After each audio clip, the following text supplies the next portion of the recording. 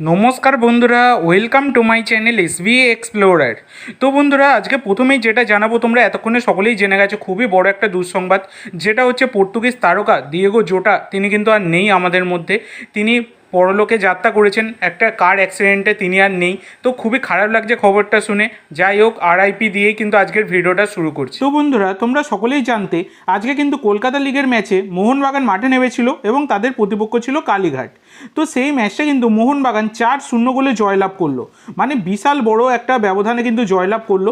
যেখানে মোহনবাগানের থেকে গত ম্যাচে যেমন পারফরমেন্স দেখা গেছে, তার থেকে দুগুণ ভালো পারফরমেন্স কিন্তু তারা করেছে, মানে অনেক ভালো পারফরমেন্স মোহনবাগান প্লেয়াররা দিয়েছে। যেখানে সন্দীপ মালিক গোল করেছে, আদিল গোল করেছে, পাসাং তামাং একটা দারুণ গোল করেছে, এছাড়া কিন্তু একটা ওন গোল হয়েছে। তো সব মিলিয়ে 4-0 গোলে জয়লাভ করেছে মোহনবাগান।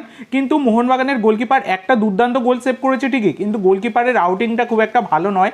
সেটা কিন্তু যত দিন যাবে আশা করা যায় ঠিকঠাক হয়ে যাবে।